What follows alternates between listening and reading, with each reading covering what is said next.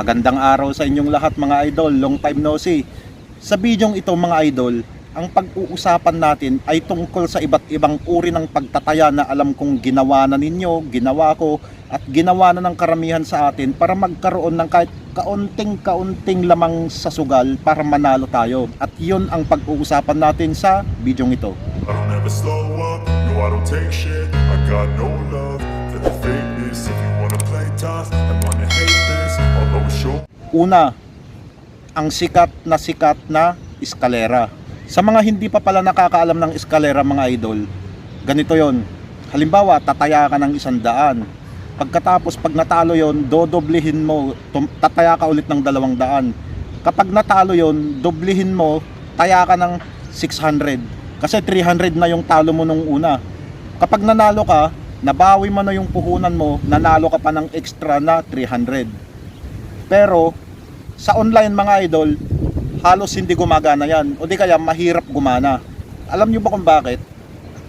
Kasi katulad doon sa sabong, karamihan ng laro sa online may logro, may tinatawag na logro. Yung halimbawa, tataya ka ng 100, mananalo ka lang ng mga 60, 70, ganun yon. Paano mo mababawi agad yung 100 mo kung ganun ang mapapanalunan mo? Halimbawa, natalo ka ng 1,000, pagkatapos tumaya ka ulit 1,000, ang napanalunan mo 600 lang, edi talo ka pa ng 400. Kaya mahirap manalo sa online gamit ang eskalera. Pwede yan sa one-on-one na laban tulad ng mga peryahan. Pero sa online mga idol, may mga online gambling yata na lumalaban naman ng parehas, yung 1:1 ang laban. Na kapag tumaya ka ng 1,000, 1,000 din yung mapapanalunan mo.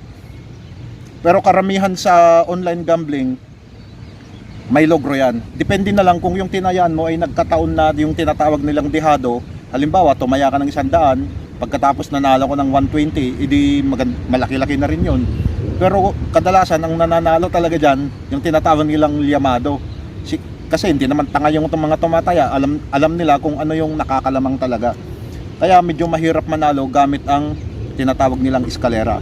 Maliban lang kung 1:1 ang laban. At kahit 1:1 ang laban, mahirap pa rin, sugal pa rin yan. Pangalawa mga idol, ito yung tinatawag nilang rolling. Alam kong kabisado nyo yan. Halimbawa may 5,000 ka, 5K. Itaya mo yun ng buo, minsanan. Kapag nanalo, i-rolling mo ulit. Itaya mo lahat, pati yung panalo mo. Kapag nanalo, i-rolling mo ulit yun. Itaya mo lahat, pati yung panalo mo. Kapag nanalo, tumigil ka na. Malaki ang panalo mo doon mga idol, malaki talaga. Pero sobrang napakadelikado. Alam nyo ba kung bakit? Kasi 5,000, itaya mo ng minsanan, kung natalo agad sa unang taya, idiiyak ka na. Kasi ang hinahabol mo sa rolling mga idol, hindi lang yung laki ng panalo mo, yung oras. Kasi sa sugal mga idol, kapag mas mahaba yung oras na itinatagal mo sa sugal, mas lumalaki yung tsansang matalo ka at walang matira sa'yo. Kaya hanggat kaya mong paiiksin mo, sabay tumakbo ka na, umalis ka na. Ganyan ang concept ng rolling. Kaya kailangan 1, 2 o di kaya 3 laban lang. Pag nanalo ka, lumayas ka na, tumigil ka na, para ma-minimize mo yung tsansa ng pagkatalo mo at malaki pa yung matitik out mong pera. Ang downside naman nun, syempre, kapag natsambahan ka agad sa unang taya mo o di kaya sa 2 taya mo, wala na, iyak ka na kasi tangay na pati puhunan mo.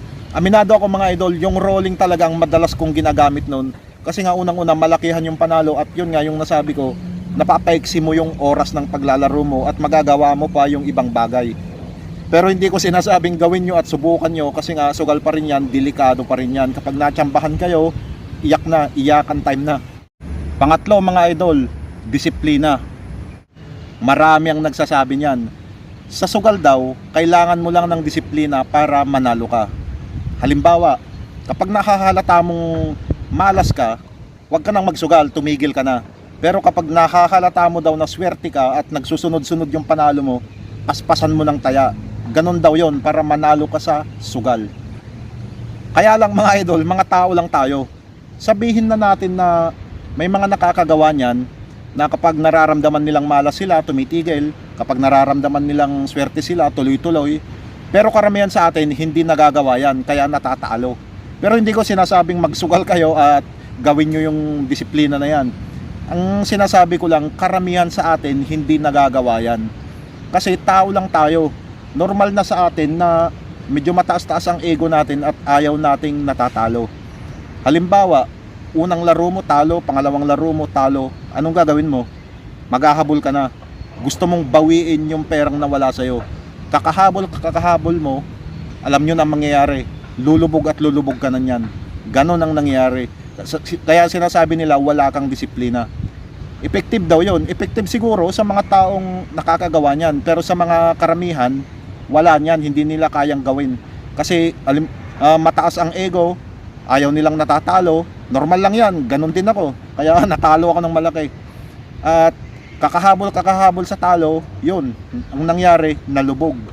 So disiplina effective siguro kung meron ka, kung kaya mong gawin, pero hindi ko sinasabing gawin nyo. Mas maganda tumigil na kayo sa sugal. Pang-apat mga idol, magseset ka ng target mo sa loob ng isang araw.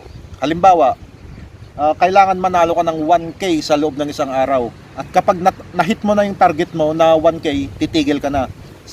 Next day ulit. Ganon ng ganon sa loob ng 30 days. Hanggang sa ma-hit mo yung 30 days, mananalo ka na ng 30,000. Kaya lang mga idol, sa sugal, dumarating talaga yung time na kahit ilang ulit kang tumaya, hindi ka talaga manalo. Kahit 5 beses, 7 beses, 8 beses, nangyayari yan na sunod-sunod yung talo mo. Kaya yung 1,000 na tinatarget mo, hindi mo makuha-kuha at ang nangyari, natamaan yung ego mo, gusto mong bawiin yung talo mo,